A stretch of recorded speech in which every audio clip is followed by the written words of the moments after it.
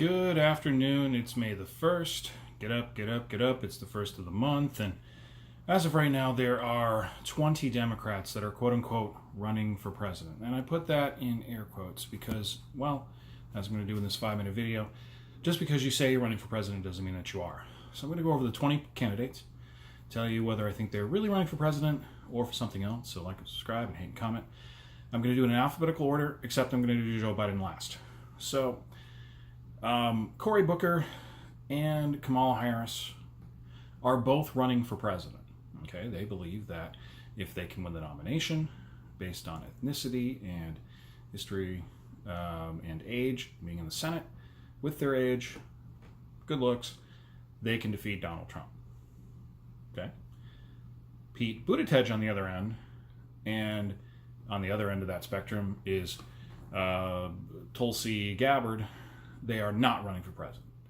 They're both way too young. They're under 40. Pete Buttigieg is running to move the Democrats to the middle, and in a lot of ways trying to help gay Americans to be more accepted in the voting public.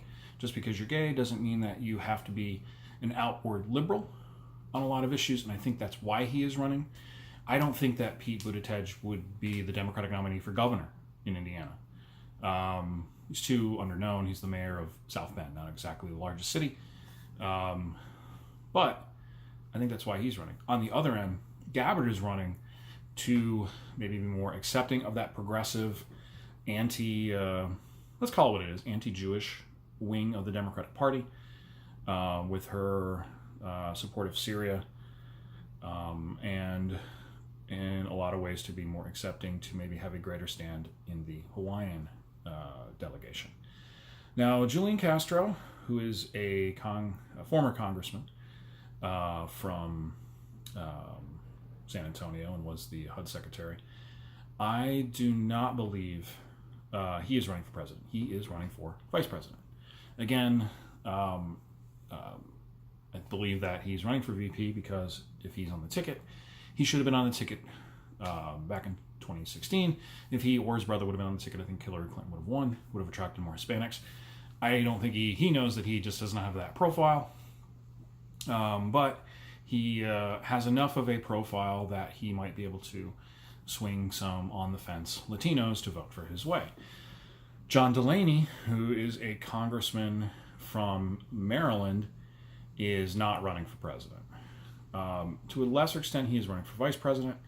At this point, I would say he is also trying to run to move the party a little bit to the middle and to maybe look at him as a potential gubernatorial candidate in 2022. Kirsten Gillibrand was legitimately running for president. I think at this point, the senator from New York does not know how to get out of the race. She doesn't want to drop out. She knows she cannot win. She's trying to bide her time and hopefully can have that Democratic version of John McCain, which may or may not exist in the Democratic Party. Is there a possibility? Maybe. But I think she's trying to find a gracious way to bow out. I believe that she will be out by New Hampshire. Mike Gravel, a gagfly senator, former from Alaska, has openly said he is not running for president. He is basically running to get one issue out there, and that's it. Now, John Hickenlooper, who is the governor, or was the governor of Colorado until this year, term limited out, is definitely running for president. Now, how long will he do that now that Biden is in the race is in dispute. But as a governor, it is in his best interest to try to stay out there. He may be trying to run a little bit as a kingmaker now that Biden is officially in, but he could catch steam. Remember, in America, we like governors more than we like senators, but we love vice presidents more to run our party's candidate for president.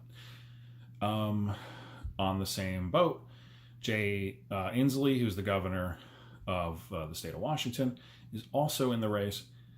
You could argue that he, at 68, this is his final chance. Highest profile, highest elected current governor to running for president, has the shot to get there if he can survive sort of the primary of governors from Hickenlooper and stay relevant long enough to be a challenger to Biden. Back in 2016, on the Republican side, yes, Kasich won the governor's primary. It was too late. Amy Klobuchar of Minnesota, I do not believe she is running for president. I believe she is running for vice president. I don't think she will take a lot of stabs at Joe Biden. She will try to have the Joe Biden role that he had in 2008, once it became relevant that he had no shot to win.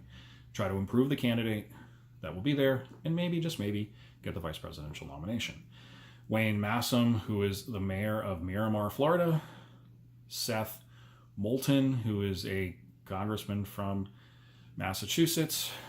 And Tim Ryan, who is a congressman from Ohio, are all not running for president.